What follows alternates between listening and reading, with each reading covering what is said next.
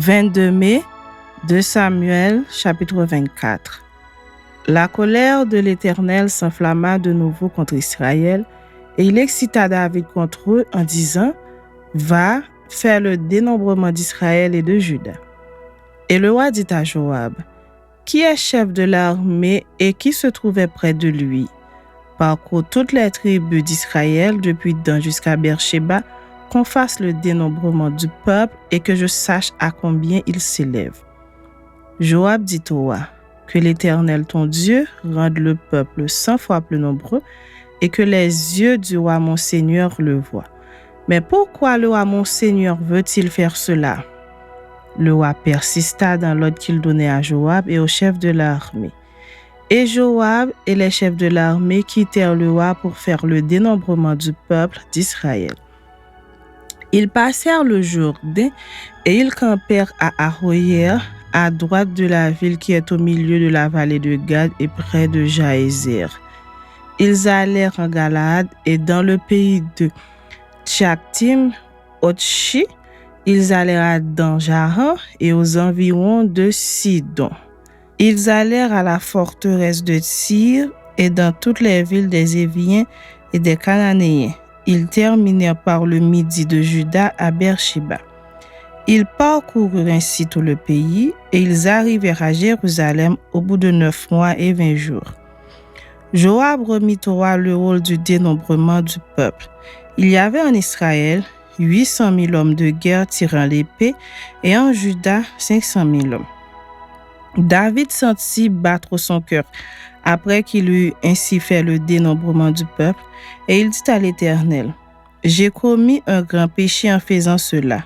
Maintenant, ô Éternel, daille pardonner l'iniquité de ton serviteur, car j'ai complètement agi en insensé. » Le lendemain, quand David se leva, la parole de l'Éternel fut ainsi adressée à Gad le prophète, le voyant de David.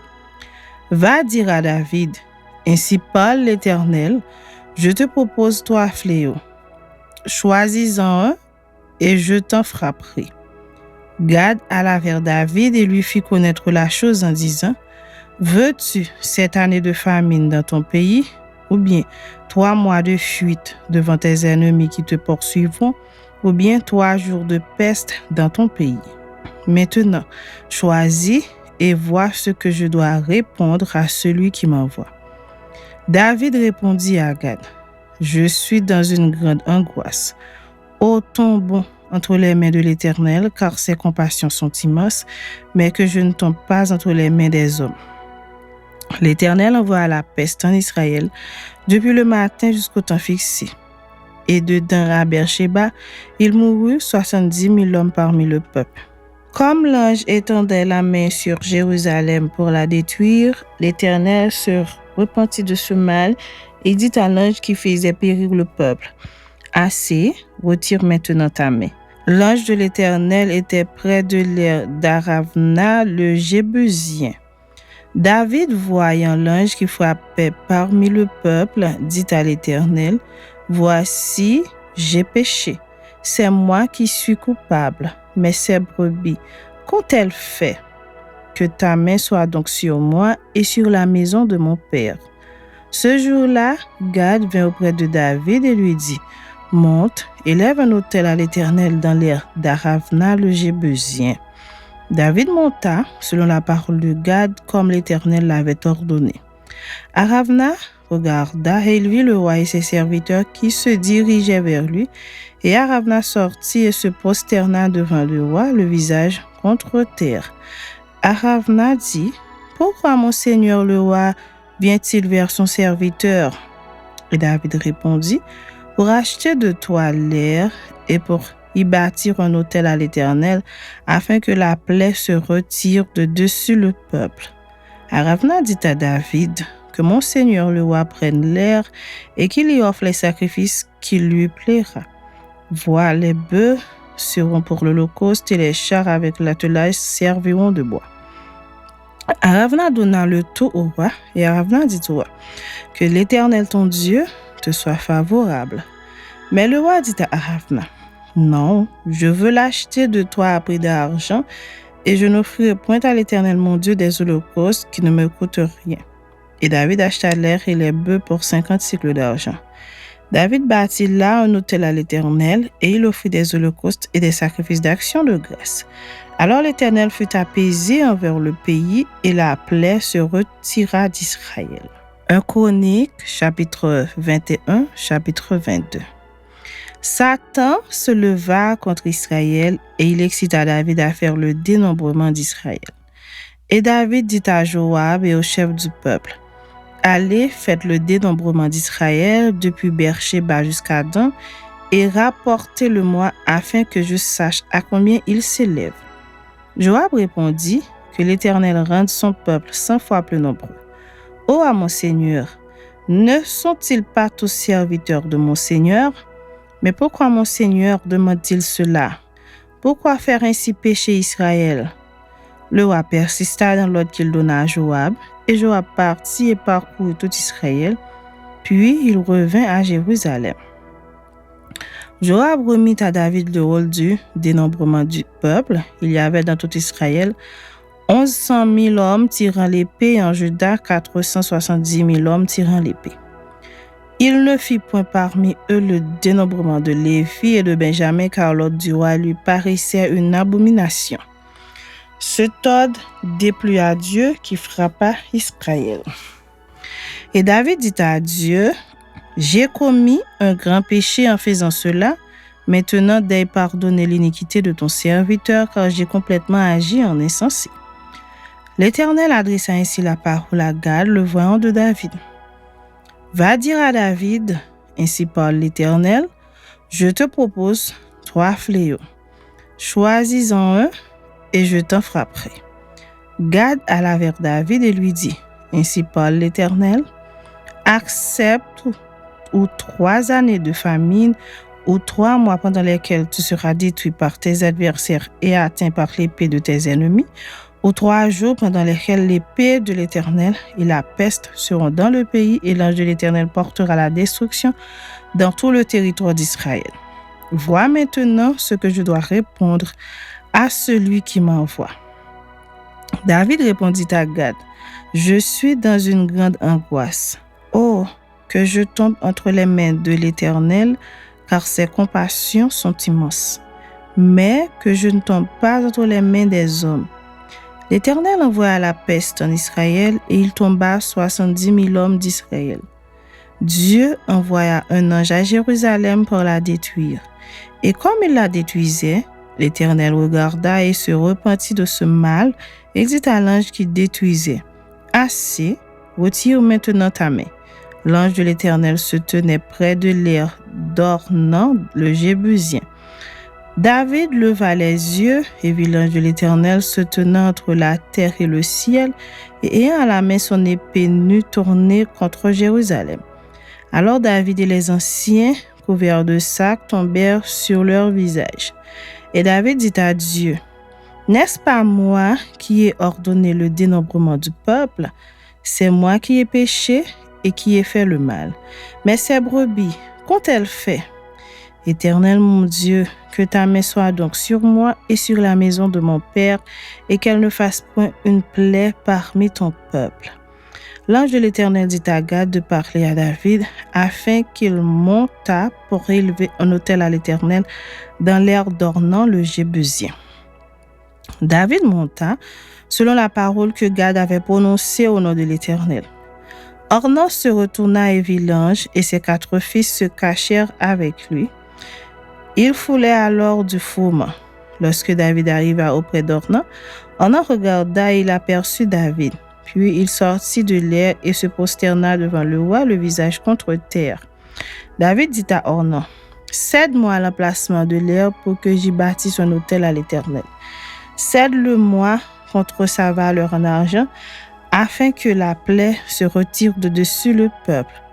Ornan répondit à David: Prends-le et que mon Seigneur le roi fasse ce qui lui semblera bon. Vois, je donne les bœufs pour l'holocauste, les chars pour le bois, et le froment pour l'offrande, je donne tout cela. Mais le roi David dit à Ornan: Non, je veux l'acheter contre sa valeur en argent, car je ne présenterai point à l'Éternel ce qui est à toi, et je n'offrirai point un holocauste qui ne me coûte rien. Et David donna à Ornan 600 cycles d'or pour l'emplacement. David bâtit là un autel à l'Éternel, et il offrit des holocaustes et des sacrifices d'action de grâce. Il invoqua l'Éternel, et l'Éternel lui répondit par le feu qui descendit du ciel sur l'autel de l'holocauste. Alors l'Éternel parla à l'ange qui remit son épée dans le four. À cette époque-là, David, voyant que l'Éternel l'avait exaucé dans l'air d'Ornan, le Jébusien y offrait des sacrifices. Mais le tabernacle de l'Éternel construit par Moïse au désert et l'autel des holocaustes était alors sur le haut lieu de Gabaon. David ne pouvait pas aller devant cet autel pour chercher Dieu parce que l'épée de l'ange de l'Éternel lui avait causé de l'épouvante. Chapitre 22. Et David dit, « Ici sera la maison de l'Éternel Dieu, et ici sera l'autel des holocaustes pour Israël. » David fit rassembler les étrangers qui étaient dans le pays d'Israël, et il chargea des tailleurs de pierre de préparer des pierres de taille pour la construction de la maison de Dieu. Il prépara aussi du fer en abondance pour les clous des battants des portes et pour les crampons, de l'airain en quantité telle qu'il n'était pas possible de peser, et des bois de cèdre sans nombre, car les Sidoniens et les Tyriens avaient amené à David des bois de cèdre en abondance. David disait, « Mon fils Salomon est jeune et d'un âge faible, et la maison qui sera bâtie à l'Éternel s'élèvera à un haut degré de renommée et de gloire dans tous les pays. C'est pourquoi je veux faire pour lui des préparatifs. » Et David fit beaucoup de préparatifs avant sa mort. David appela Salomon son fils et lui ordonna de bâtir une maison à l'Éternel, le Dieu d'Israël. David dit à Salomon, « Mon fils, j'avais l'intention de bâtir une maison au nom de l'Éternel, mon Dieu. Mais la parole de l'Éternel m'a été ainsi adressée. Tu as versé beaucoup de sang et tu as fait de grandes guerres. Tu ne bâtiras pas une maison à mon nom, car tu as versé devant moi beaucoup de sang sur la terre. Voici, il te naîtra un fils qui sera un homme de repos et à qui je donnerai du repos en le délivrant de tous ses ennemis d'alentour, car Salomon sera son nom, et je ferai venir sur Israël la paix et la tranquillité pendant sa vie. Ce sera lui qui bâtira une maison à mon nom, il sera pour moi un fils et je serai pour lui un père. Et j'affermirai pour toujours le trône de son royaume en Israël. Maintenant, mon fils, que l'Éternel soit avec toi, afin que tu prospères et que tu bâtisses la maison de l'Éternel ton Dieu, comme il l'a déclaré à ton égard. Veuille seulement l'Éternel t'accorder de la sagesse et de l'intelligence et te faire régner sur Israël dans l'observation de la loi de l'Éternel ton Dieu. Alors, tu prospéreras si tu as soin de mettre en pratique les lois et les ordonnances que l'Éternel a prescrites à Moïse pour Israël. Fortifie-toi et prends courage, ne crains point et ne t'effraie point. Voici, par mes efforts, j'ai préparé pour la maison de l'Éternel 100 000 talents d'or, 1 million de talents d'argent et une quantité d'airain et de fer qu'il n'est pas possible de peser, car il y en a en abondance. J'ai aussi préparé du bois et des pierres, et tu en ajouteras encore. Tu as auprès de toi un grand nombre d'ouvriers, des tailleurs de pierre et des charpentiers et des hommes habiles dans toute espèce d'ouvrage. L'or, l'argent, l'airain et le fer sont sans nombre. Lève-toi et agis, et que l'Éternel soit avec toi. David ordonna à tous les chefs d'Israël de venir en aide à Salomon son fils. L'Éternel, votre Dieu, n'est-il pas avec vous et ne vous a-t-il pas donné du repos de tous côtés? Car il a livré entre mes mains les habitants du pays, et le pays est assujetti devant l'Éternel et devant son peuple. Appliquez maintenant votre cœur et votre âme à chercher l'Éternel votre Dieu. Levez-vous et bâtissez le sanctuaire de l'Éternel Dieu, afin d'amener l'arche de l'alliance de l'Éternel et les ustensiles consacrés à Dieu dans la maison qui sera bâtie au nom de l'Éternel. Psaume 30. Psaume, cantique pour la dédicace de la maison de David. Je t'exalte, ô Éternel, car tu m'as relevé, tu n'as pas voulu que mes ennemis se réjouissent à mon sujet. Éternel mon Dieu, j'ai crié à toi et tu m'as guéri. Éternel, tu as fait remonter mon âme du séjour des morts, tu m'as fait revivre loin de ceux qui descendent dans la fosse. Chantez à l'Éternel, vous qui l'aimez, célébrez par vos louanges sa sainteté.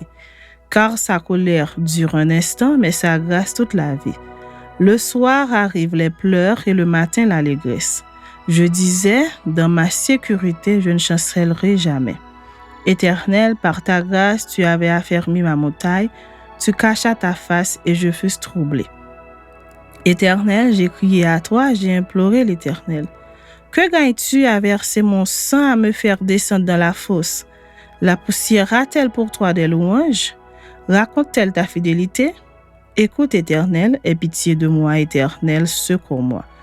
Et tu as changé mes lamentations en allégresse, tu as délié mon sac et tu m'as ceint de joie, afin que mon cœur te chante et ne soit pas muet.